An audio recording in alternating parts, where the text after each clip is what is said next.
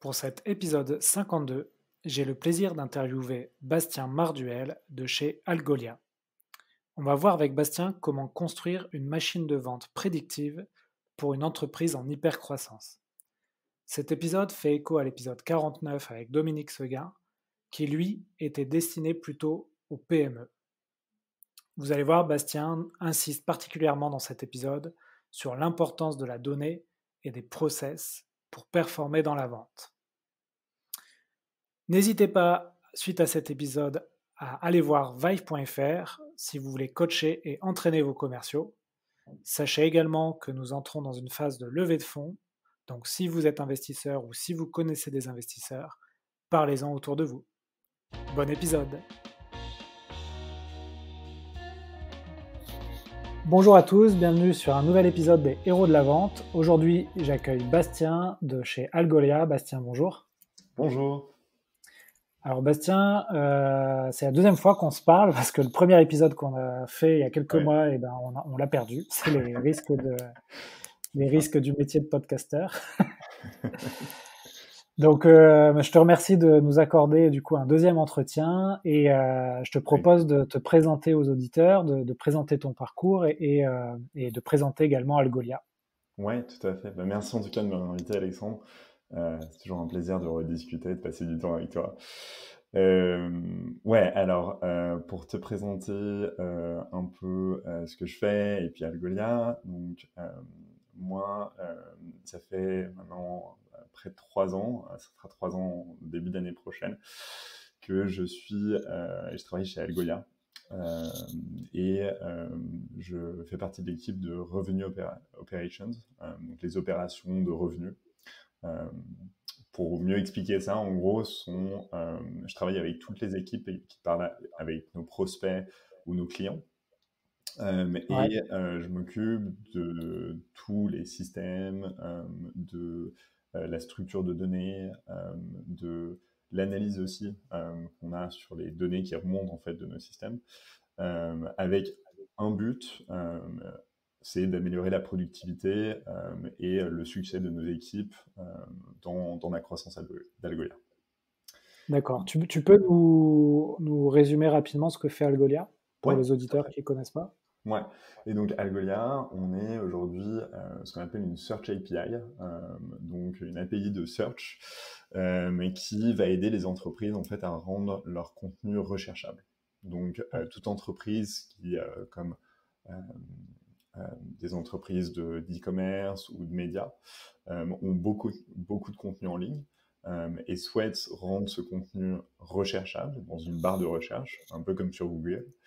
Mais directement sur leur site, on leur permet de faire ça d'une manière rapide, jolie et surtout très, très efficace. Ouais. Si je veux vulgariser, effectivement, c'est une sorte d'outil de recherche Google pour le B2B, pour les entreprises. Exactement. Ok. Écoute, très bien. Et du coup, est-ce que tu peux nous dire où vous en êtes aujourd'hui dans votre croissance? Ouais, tout à fait. Donc aujourd'hui, Algolia, c'est 5 bureaux différents. Donc on a SF, Atlanta, New York, Londres, Paris, et on a aussi ouvert le Japon l'année dernière. Donc en fait 6 bureaux. C'est plus de 350 personnes et aujourd'hui on est à plus de 50 millions de dollars en ARR. Donc sur une belle croissance.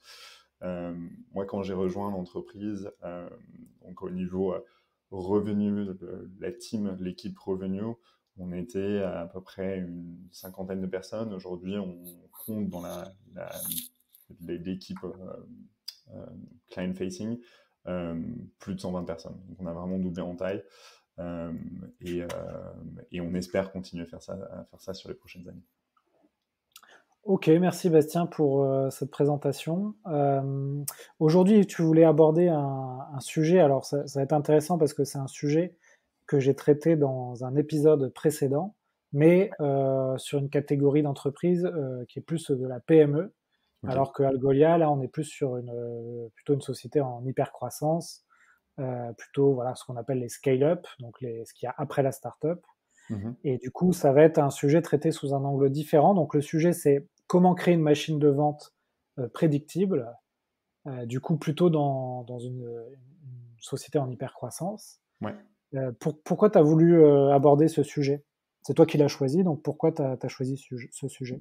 Ouais, alors c'est quelque chose qu'on essaye de faire au quotidien en fait chez Algolia pour comprendre en fait toutes les tendances dans notre business qui viennent à nous donner en fait des opportunités d'amélioration ou vraiment de savoir où est-ce qu'on devrait euh, continuer et vraiment doubler nos investissements.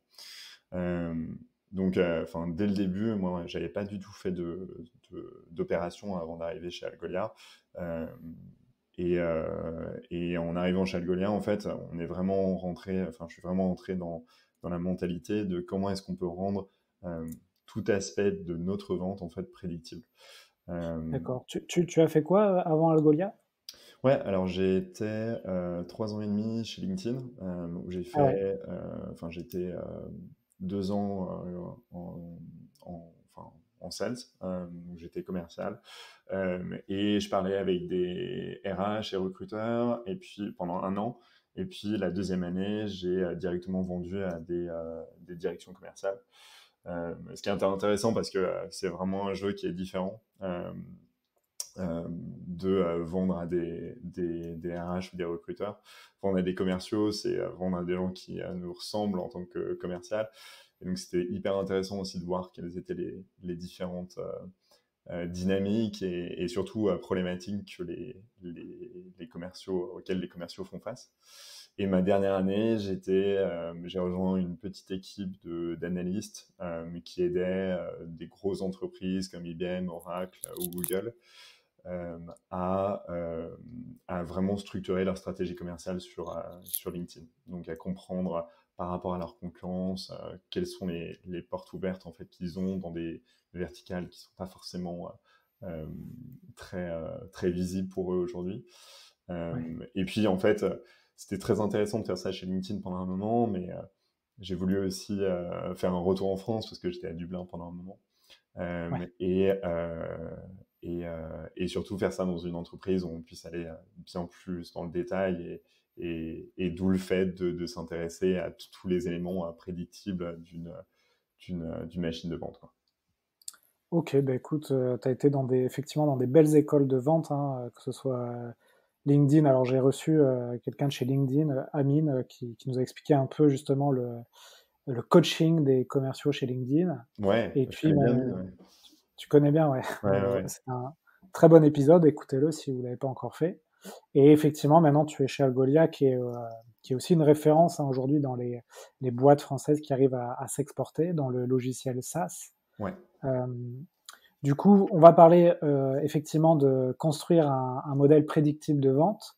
Donc, tu vas nous parler en fait de plusieurs piliers, hein. On a préparé l'interview, tu m'as expliqué un peu les différents piliers chez Algolia pour construire cette machine de vente. Mhm.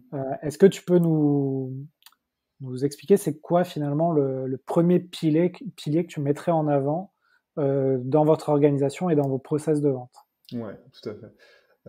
Moi, en fait, je vois un peu mon travail avec toutes les équipes avec lesquelles je travaille en étant vraiment classé dans trois grandes catégories. La première catégorie, c'est tout ce qui est euh, outils et systèmes. Donc, par exemple, un Salesforce. Ouais, La deuxième, c'est vraiment toute la structure de données et les process en fait qu'on met par rapport, enfin pas par rapport sur ces outils euh, pour en fait aller dans la troisième catégorie de mon travail qui est euh, la plus intéressante en fait, qui va aller dans l'analyse et la recommandation de, de, euh, de levier en fait de croissance par rapport à ce qu'on voit dans la data et ce qu'on pourrait améliorer avec les process. Et d'accord. donc ça, c'est un peu mes trois piliers, et la manière dont on travaille avec toute notre équipe opération chez Algolia. Il y a un truc pour nous qui a été hyper important depuis le début, qui se tourne vraiment autour de la qualité de données en fait qu'on a sur la plateforme, où on a encore mais vraiment énormément d'améliorations à faire. On en parle vraiment tous les jours de ça. Dans ce gros sujet qui est tout ce qui est qualité de données, il y a aussi, en fait, ce qu'on a réalisé, c'est qu'au début, on avait beaucoup de mal à pouvoir prédire quand est-ce que certaines ventes allaient arriver. Donc, on avait, si tu veux, on commençait en fait à passer un nombre d'account exécutifs, donc de commerciaux, qui devenait trop difficile pour le top management de connaître chacun des deals.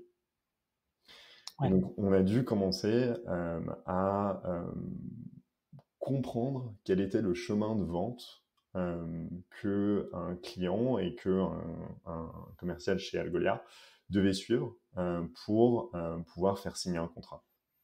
Et donc, en fait, c'est hyper difficile de faire ça parce que tout le monde a sa manière de prospecter, a sa manière de lire un client, a ses outils pour comprendre si ils ont un budget, si les bons décideurs sont dans le process de vente, ce genre de choses.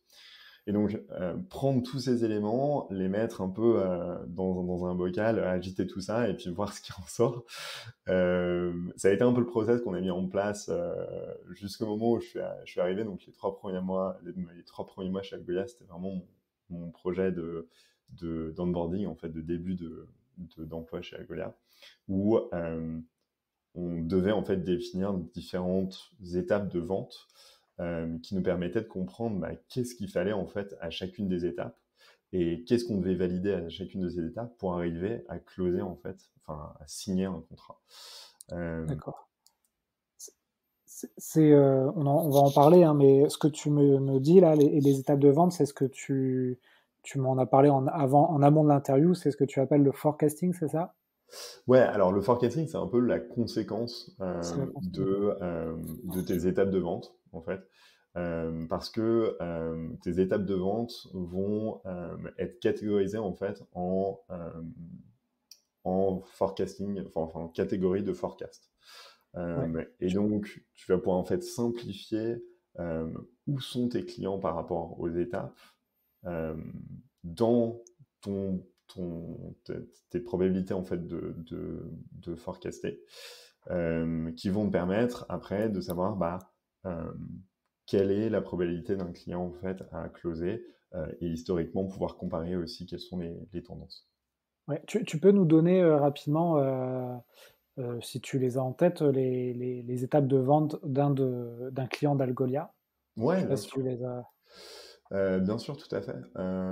Alors, c'est un document qui change tout le temps, bien sûr, parce qu'on va être Ou dynamique changer, par ouais. rapport à ça. Mais en gros, on démarre en fait un stage qui s'appelle Discovery. Donc, une étape qui s'appelle Discovery. Evaluation, donc ça, c'est l'étape 2. Mutual Plan, Negotiation, Closing. Et puis après, on est en Signed. Et en Signed, c'est là où on commence à faire tous les checks. Et donc, si je veux juste te simplifier un peu toutes ces étapes, l'étape 1 et 2 est ce qu'on appelle le pipeline. Donc, c'est vraiment le top funnel, enfin le haut du funnel. Et c'est vraiment des ventes qui sont encore euh, très, très immatures et donc sur lesquelles on doit faire quand même pas mal de travail.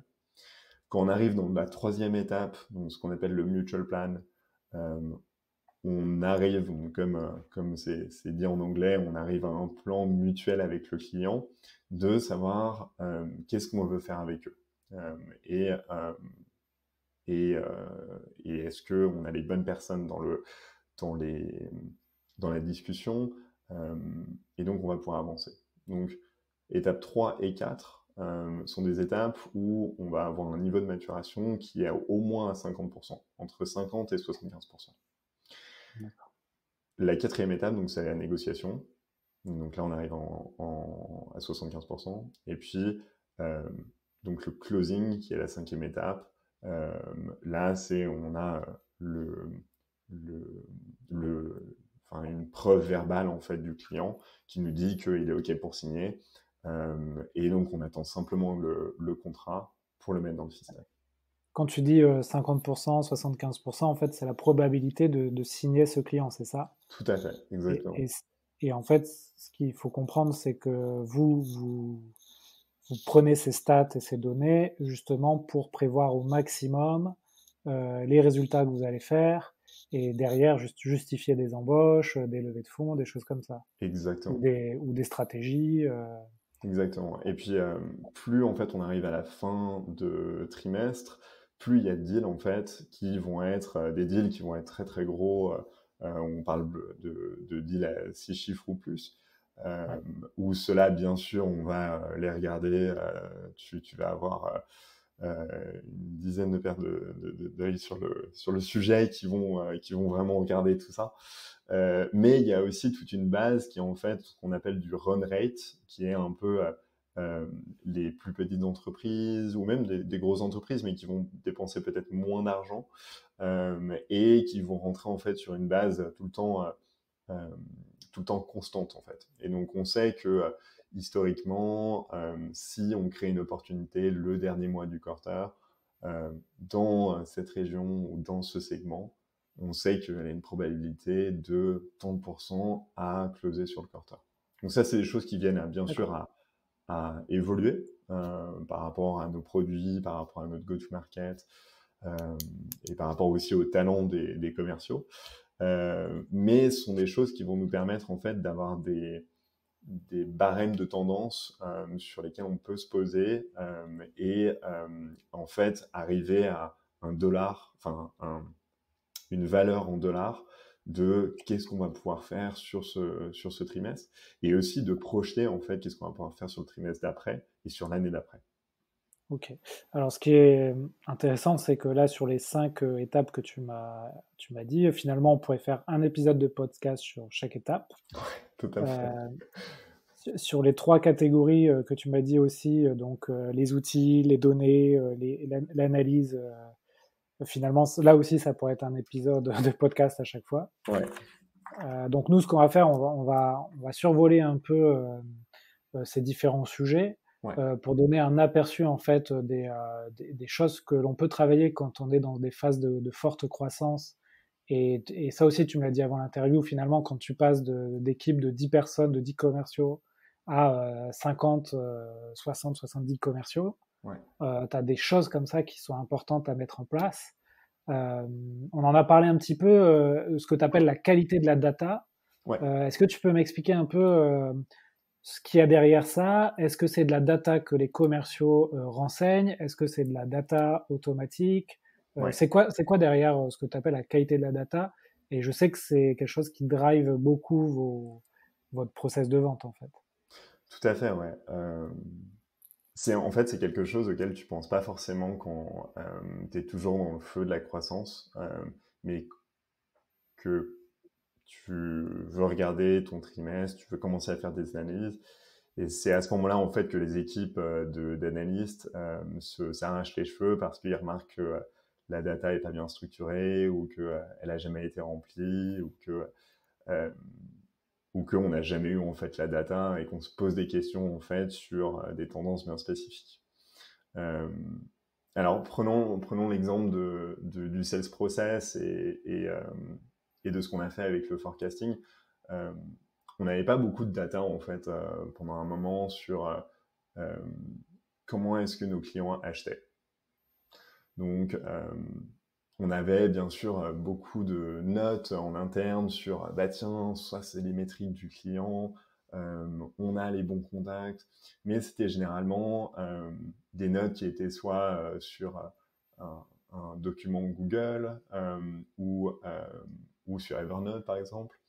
Et donc ce qu'on a Ouais, mis en place en plus du sales process, c'est vraiment en fait des champs dans Salesforce qui mappaient un processus de qualification d'opportunités qu'on appelle MEDPIC. Donc il y a pas mal de personnes qui sont familiers avec ce qu'on appelle le BANT. Donc le BANT, c'est budget, autorité, besoin, mais need en anglais, euh, temps, mais c'est timeline en anglais. Euh, MEDPIC, en fait, va aller beaucoup plus dans les détails du BANT, mais ce qui nous est, est plus approprié parce que on va vraiment avoir besoin de. Enfin, c'est une vente qui est un peu plus complexe que ça peut être par exemple chez un LinkedIn ou chez un Dropbox qui vend des licences. et qui peut sizer en fait un besoin et qualifier un client beaucoup plus rapidement. Euh, Medpeak Alors, va aller vraiment dans les détails des métriques du client, de la décision et comment est-ce qu'elle est prise, de la compétition. alors Ouais, dis-moi. j'ai fait un épisode sur la méthode de vente Médic. Ouais, Donc j'imagine c'est inspiré de cette méthode, mais vous avez tout à fait. rajouté des choses, puisque tu as rajouté une lettre en fait. Ouais, Euh, exactement, exactement. C'est une Medpeak, c'est une méthodologie en fait qui est assez simple à comprendre, mais donc, en gros, donc ta médic, médic, c'est simplement les métriques, l'économic buyer, donc l'acheteur économique, d'accord. oui, Le D, c'est donc decision, le critère de décision qui va être pris. Euh, Puis on va avoir vraiment la pain du client, donc le besoin du client, et comment est-ce qu'on l'identifie. Donc vraiment l'identifier, comprendre le projet, qu'est-ce qui doit changer, ce genre de choses. oui, Et puis le C, qui est le champion. Donc ça, c'est vraiment le médic euh, de la fondation du médic. Au-dessus de ça, nous, on a rajouté en fait trois autres lettres, donc un autre D entre le D et le I, pour définir tout ce qui était le processus de décision qui est pris. Un P pour tout ce qui est le processus de papier, donc le paper process, comme on appelle en interne. ok, Comment est-ce qu'on va signer avec le légal, comment est-ce que combien de temps ça prend, qui sont les personnes qui sont en, en, ouais, inclus en fait là-dedans, mais aussi quel type de papier est-ce qu'on va signer un contrat, un service order, un purchase order, un MSA, un SOW, enfin, il y a plein de choses à essayer de comprendre euh, et qu'on doit avoir en fait sur l'opportunité. Et puis dernièrement, on a rajouté aussi un autre C pour tout ce qui a été la compétition. Donc, qui sont les différents concurrents, soit qui sont déjà installés chez notre prospect, chez notre client, ouais. ou qui seraient potentiellement en liste d'une offre. Voilà. D'accord. Euh, Bah, c'est intéressant, ouais, d'adapter finalement. On en a parlé aussi hein, dans la méthode médic, mais tu peux adapter et rajouter des étapes qui sont importantes. J'imagine que vous êtes sur de la vente complexe, mhm. d'où en fait, bah, notamment ce fameux P pour voir c'est quoi les processus administratifs qu'il y a derrière vos ventes. Mais c'est pas le cas, par exemple, pour des entreprises qui vont s'adresser plutôt par exemple, à des PME. Ouais, Là, en général, tu fais une signature avec le dirigeant de la PME. T'as pas forcément un service achat, service juridique, service technique ouais. derrière la vente. Tout à fait. Et donc, en fait, le but, c'est bien sûr de pouvoir standardiser la manière dont on crée ce chemin de vente, mais aussi de le rendre flexible parce que on va peut-être avoir des plus petits clients qui vont pas passer par cette information ou qui vont simplement passer par notre site. Et on veut quand même avoir de la data et pouvoir reporter Ouais. sur ça. Euh, mais donc, en fait, Donc là, tous ces éléments du MedPeak, on les a répandus sur les étapes de vente pour vraiment qualifier que bah, un client qui rentre en discovery, donc en première étape, il a au moins le M de métrique et il a au moins le I de identify pain, donc son besoin. Et tout à travers le processus de vente, en fait, on qualifie ces différents éléments du MedPeak. Mais je pense que d'accord. tu notes un très très bon point hein, qui est euh, on doit vraiment rester flexible au type de client qu'on a, mais aussi ce qu'il faut garder en tête, c'est que à chaque fois qu'on demande plus d'informations à un commercial, c'est du temps et donc de l'argent qu'il va mettre dans le Le CRM, CRM. à mettre ces informations. Euh, et donc, ce que je veux juste terminer sur ça, euh, ça veut dire que toi, tu dois organiser ta donnée de manière hyper intuitive, donc que ça soit pas forcément avoir juste un champ texte, mais avoir un champ pick list ou multi-pick list, que tout Ah soit oui, standardisé. C'est des petites choses, hein, mais on peut se dire, bah oui, en fait, on va avoir un champ compétition et puis on va mettre du texte. Euh, et on a fait l'erreur au début, hein. On a mis un champ de compétition, on a mis du texte, et puis après, quand on a voulu faire du reporting sur qui étaient nos concurrents dans nos deals, Ah, en fait, on avait 15 manières de l'écrire. Donc, on a mis des ouais. multi-pick lists, et on a standardisé la chose.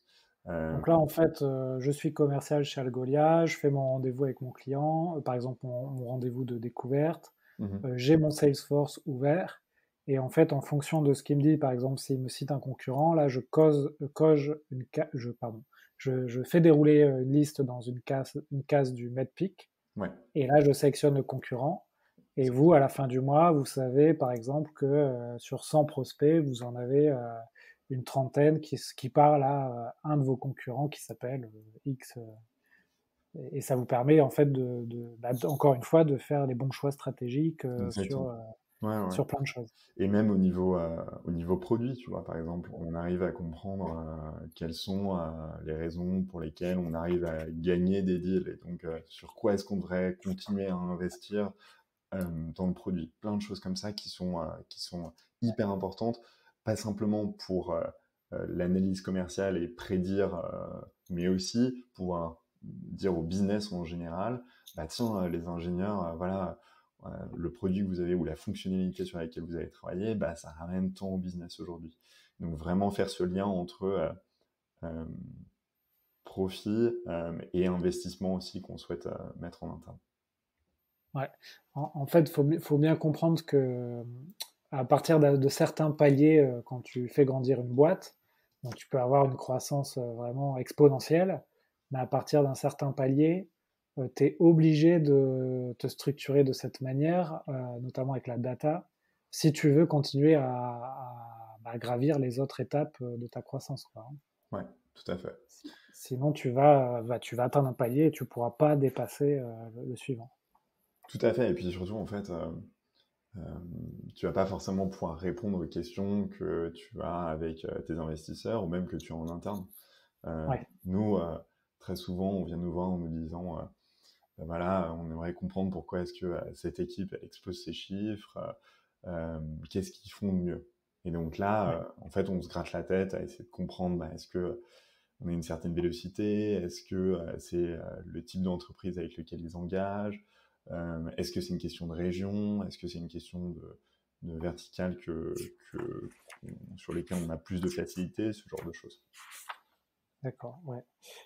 Écoute, on a déjà parlé vraiment de beaucoup de choses, hein, encore une fois. Donc là, on a vu un peu la méthode que vous utilisiez, donc une sorte de médic amélioré. On a vu un peu l'utilisation de la data, euh, la création d'étapes de vente, de process. Ouais. Qu'est-ce qu'il y a d'autre comme pilier que tu penses important à communiquer aux auditeurs qui seraient un peu dans cette situation d'entreprise qui vend bien, qui est en phase de croissance ou d'hypercroissance, mais qui doit justement structurer beaucoup de choses. Ouais, je pense que en fait, ça c'est un des outils qu'on a mis en place. Enfin, je sais pas si on peut l'appeler outil, mais plus process qu'on a mis en place juste au moment, juste après que je sois arrivé. C'était ma manager qui avait mis ça en place. Et ça tournait autour des territoires. Donc on passait à un nombre de commerciaux qui devaient en fait de simplement commencer à structurer les territoires.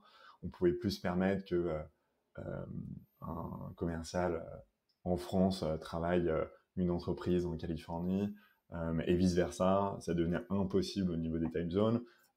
Et surtout, c'était pas qualitatif pour nos clients et pour l'expérience que nos clients souhaitaient avoir.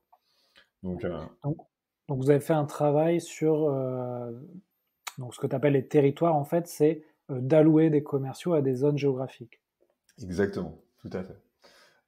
Et donc, il y a tout un travail là-dedans et un facteur critique qui est quelle est ta qualité de données aujourd'hui pour définir que euh, le territoire A est similaire au territoire B, qui est équivalent au territoire C, etc., etc. Et que on crée des territoires qui euh, donnent une chance équitable pour chaque personne de faire sa target. Ouais, en fait, il y a rien de pire de se retrouver, par exemple, ça m'est arrivé, donc de se retrouver sur une zone géographique, où tu sais que le potentiel de vente va être limité. Par exemple, on te donne le sud-est et que ton collègue, qui est sur le même poste que toi a la zone à Paris, l'est, l'ouest, le nord et finalement tu te rends compte, que ça va être compliqué d'atteindre les mêmes objectifs que ton collègue, quoi. Ouais, exactement. Ouais, ouais. Donc, nous, enfin, moi, c'est quelque chose qui m'empêche de dormir de temps en temps. Je vais être tout à fait honnête avec toi. Mais je sais que on discute en interne toujours de comment est-ce qu'on peut améliorer en fait les différents capteurs de données qui nous permettent de mieux comprendre la, la, la qualité d'un territoire et l'appétence surtout que euh, les entreprises qu'on voit sur chacun de ces territoires euh, vont avoir à acheter un produit qui leur conviendront. Donc, Ouais,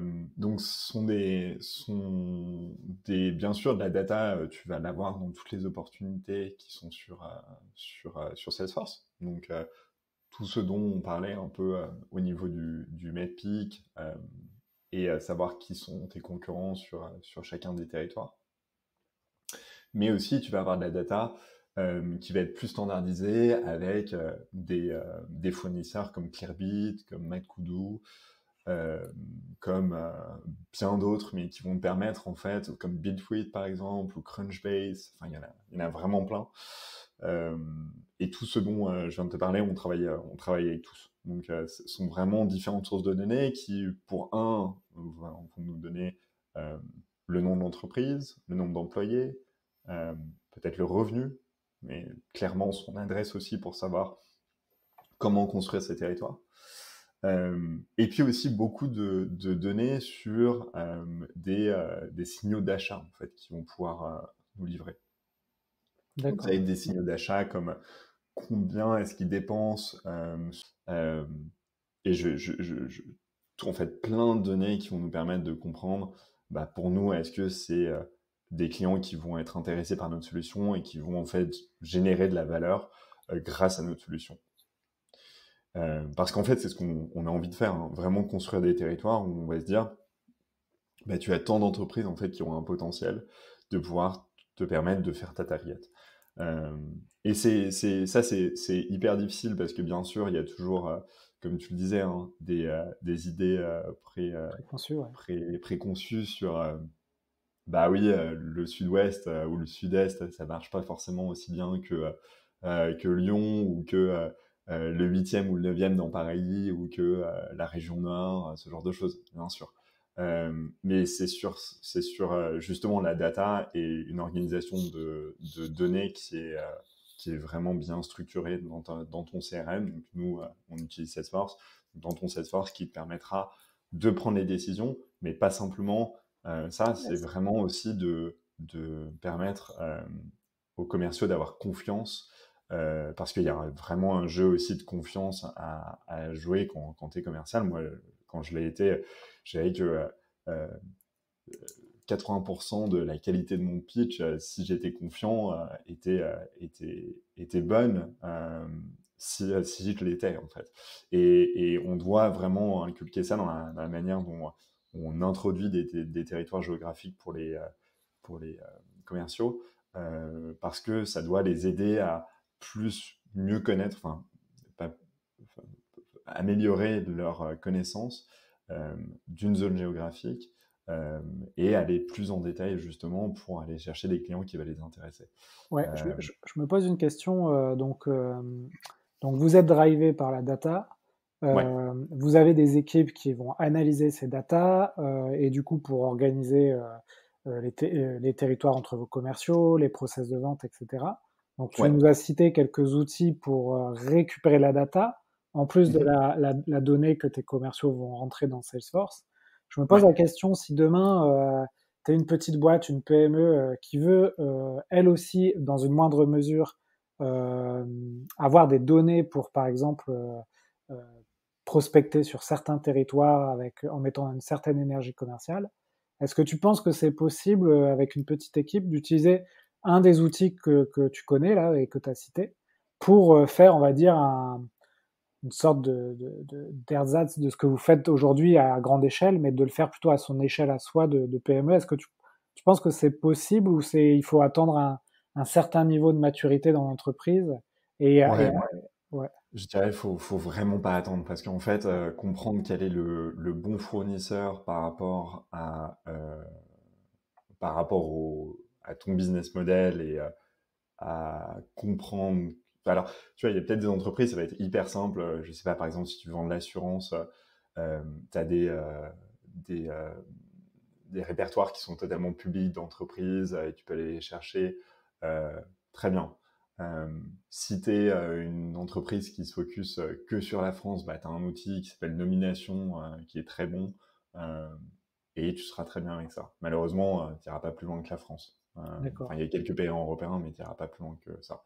Donc, Euh, donc, donc Par si, contre, si on a un auditeur qui travaille dans une PME et qui veut commencer à driver ses équipes commerciales autour de la donnée, on peut lui conseiller nomination pour trouver justement des boîtes qui pourraient correspondre à sa cible idéale. Et si cette PME commence à vouloir aller sur des territoires étrangers, là, tu as un outil peut-être à conseiller ouais, aussi. bah, Clearbit, moi je pense que c'est super. Enfin, en termes Ok, de qualité de données, c'est très focus sur les US, donc les États-Unis. ouais, Mais nous, c'est un peu notre cible aussi, dans le sens où euh, nos investisseurs sont américains, on a beaucoup de clients aussi là-bas. Et puis en général, on a eu toute une stratégie qui a été quand même très, très euh, focusée sur les États-Unis. Euh, donc Clearbit, pour nous, et ça fait, enfin, euh, je crois que ça doit faire 4 ou 5 ans qu'on travaille avec eux.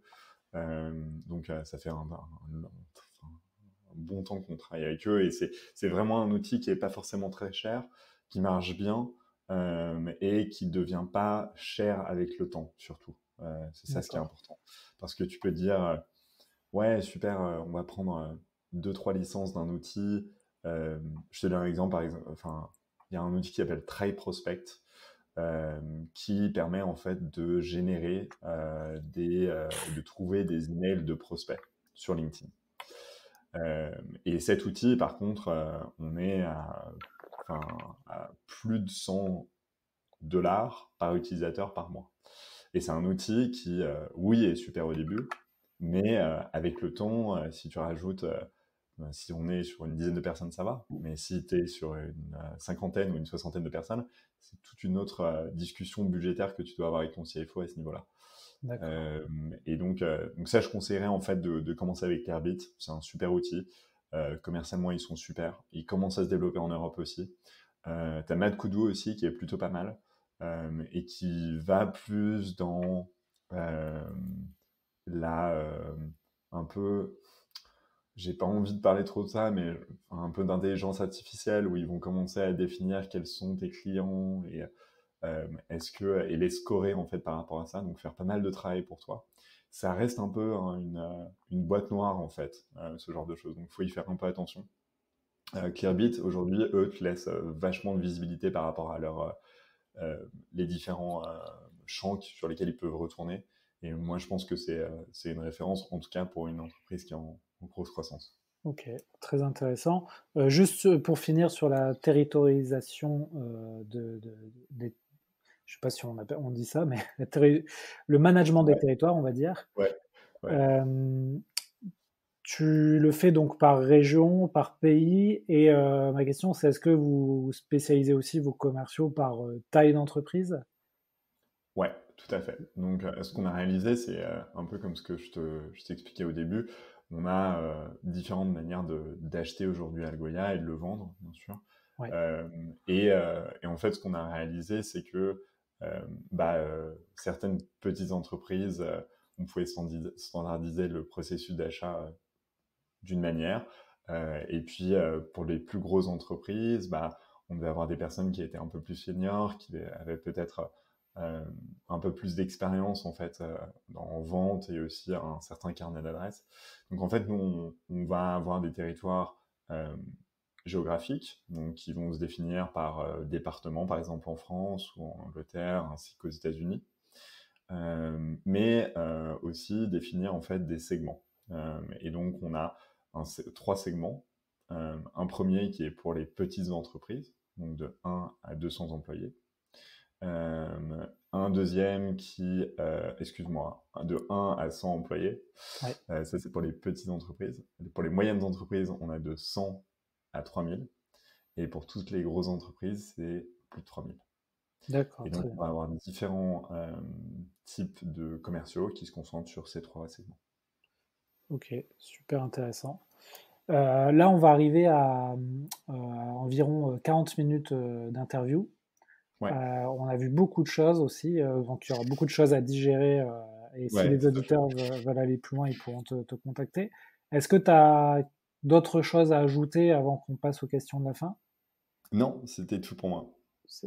Bon, on a compris du coup hein, que, en fait, quand on veut construire dans une société en croissance, en forte croissance, une machine de vente, la donnée va être primordiale. Ensuite, va venir les méthodes de vente, les étapes de votre process de vente aussi, on en a parlé, c'est là aussi fondamental. Mhm. Et ensuite, comment tu manages chaque commercial sur un territoire, sur des tailles d'entreprise. Et puis, on a parlé aussi des outils, de Salesforce, de Clearbit, etc. Mhm. Euh, il y a quelque chose dont on n'a pas parlé, je ne sais pas si tu veux en dire quelques mots. Mhm. C'est ce qu'on appelle dans les startups le churn, c'est-à-dire les désabonnements. Ouais. Est-ce que tu veux peut-être en dire deux mots? Comment vous traitez ça? Vous avez des équipes qui sont dédiées à ça? Vous traquez un Tout à peu les stats là-dessus aussi? Ouais, tout à fait. Bah, c'est un gros sujet de data aussi, le churn, parce qu'on a envie de comprendre pourquoi est-ce que certains clients restent et surtout augmentent leur investissement avec nous. Mais aussi pourquoi est-ce que certains de nos clients souhaitent pas continuer avec nous. Donc, c'est hyper important de comprendre en fait ce qui est en train de se passer. Et Ouais, un peu de la manière dont on fait les territoires, il va y avoir des choses qui vont être très ciblé sur la démographie de l'entreprise qui ne décide de pas rester avec nous. Est-ce que c'est une entreprise qui a fait faillite? Est-ce qu'ils ont des problèmes de fonds? Mais est-ce qu'ils ont juste plus besoin de l'outil? euh, et aussi des problèmes beaucoup plus des critères beaucoup plus simples qui vont être combien est-ce qu'ils sont en train de dépenser actuellement, est-ce qu'on a essayé est-ce qu'ils font partie d'un segment spécifique ou d'une région spécifique ou d'une verticale spécifique qui a un peu plus de difficultés. Euh, Par exemple, tu vois, quand j'étais chez LinkedIn, on faisait beaucoup d'analyses au niveau des entreprises qui vendaient du fuel parce qu'il y avait beaucoup de churn qui se passait dans ces entreprises-là. Et donc, ce Qui, qu'on qui- analysait, qui c'est vendait que quoi, Bastien? J'ai pas... qui vendaient du pétrole, en fait. Ah, du Qui pétrole, d'accord. J'étais là, du fuel, c'est peut-être un logiciel. Non, non, non, qui vendaient du pétrole. Ok. Et donc, on comprenait, on voyait en fait ces tendances arriver. Et en fait, il y a des éléments en fait macroéconomiques qui font que de temps en temps, des entreprises qui euh, sont pas profitables dans un secteur, il faut s'attendre à avoir du churn et ce genre de choses. Ouais, parce qu'elle Euh, coupe les robinets en prévision de difficultés. C'est ça, exactement. Mais non, ce qui est important sur ça, c'est bien sûr, je pense que le côté opérationnel de tout ce qui est post-sales, donc après avoir signé un contrat chez un de nos clients, c'est quelque chose au début de la croissance d'une entreprise euh, auquel tu penses pas forcément.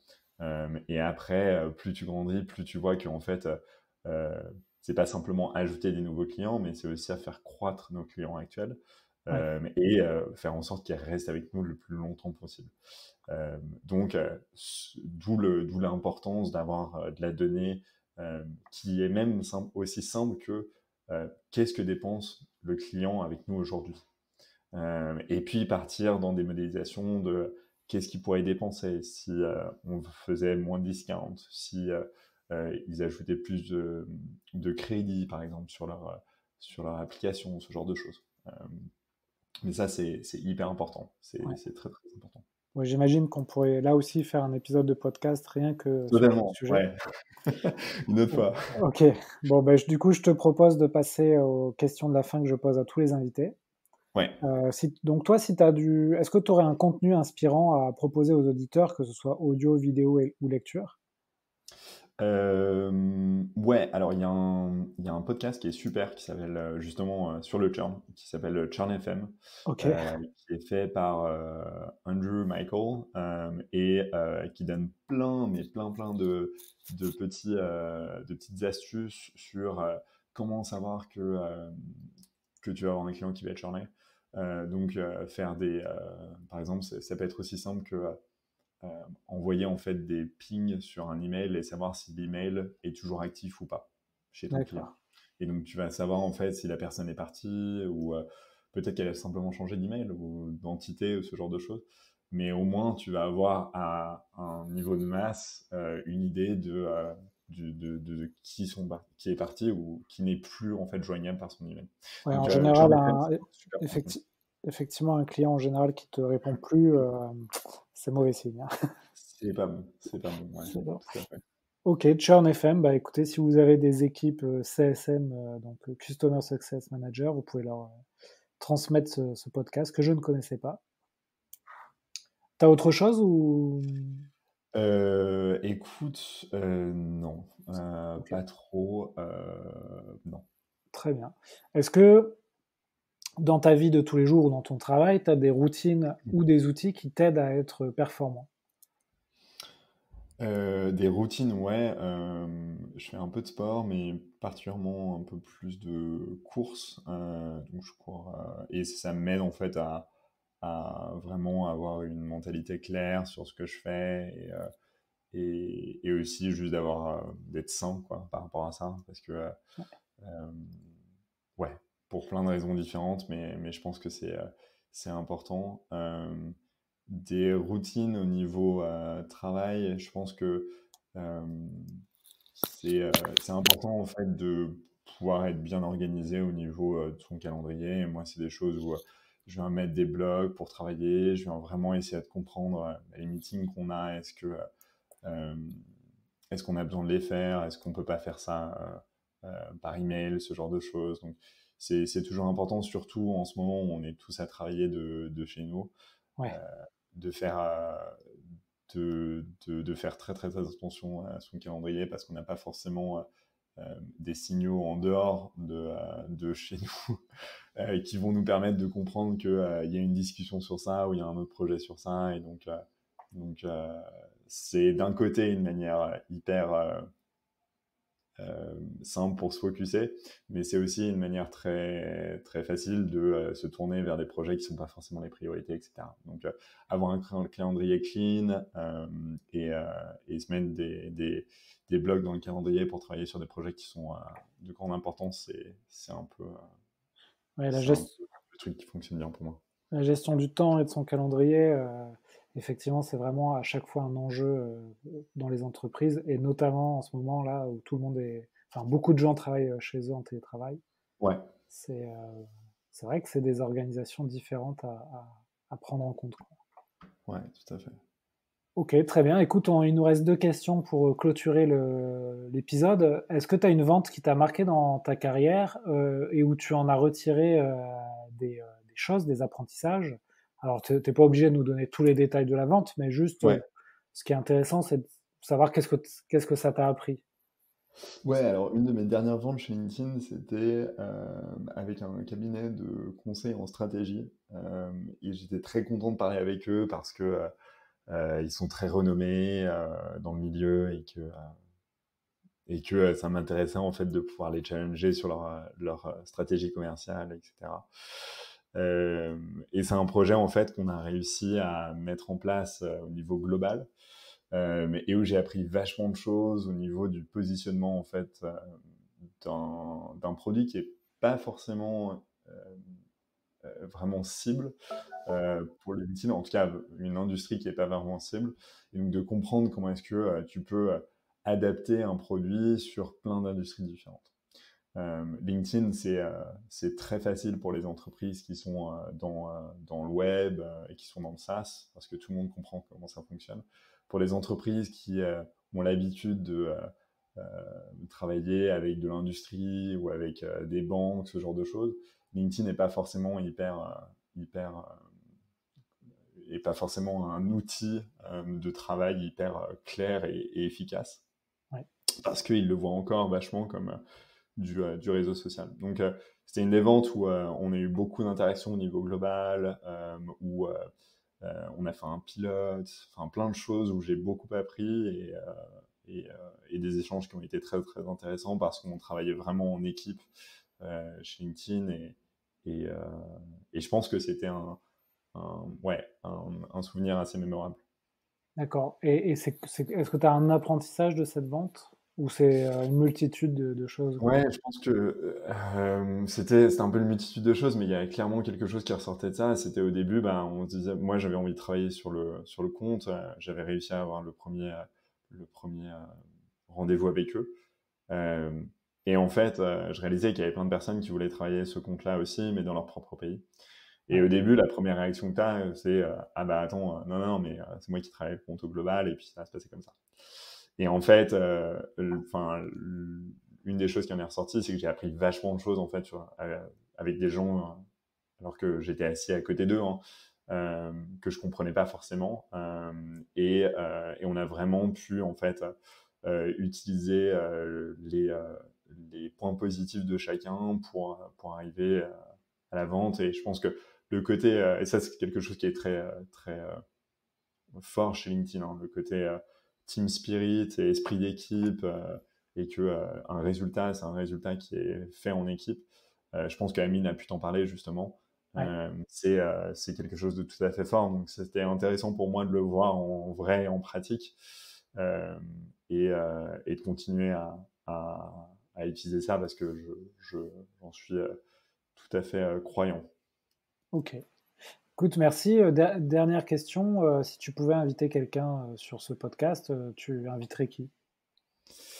Alors, une personne qui a réussi parce que moi je voulais pas je voulais pas faire de la vente à la base, mais c'est lui qui a réussi à me recruter en tant que commercial, qui s'appelle Alessio Borelli, qui travaille chez Criteo maintenant, qui a vraiment chamboulé pas mal de choses chez LinkedIn, qui est passé par SAP et maintenant qui gère l'équipe de vente de Criteo en Europe. Et c'est un mec plein de passion et surtout très très bon en vente, qui arrive à très très bien lire les gens et surtout savoir où apporter de la valeur. Je pense que ce serait une bonne personne pour toi. Ok, bah écoute, je suis en train de l'ajouter sur LinkedIn. Ça marche. Sales Director at Criteo, donc Voilà. je lui proposerai. Ouais. C'est un Italien? Exactement, ouais. Mais il parle français aussi. Ok, écoute, super. On va lui proposer ça.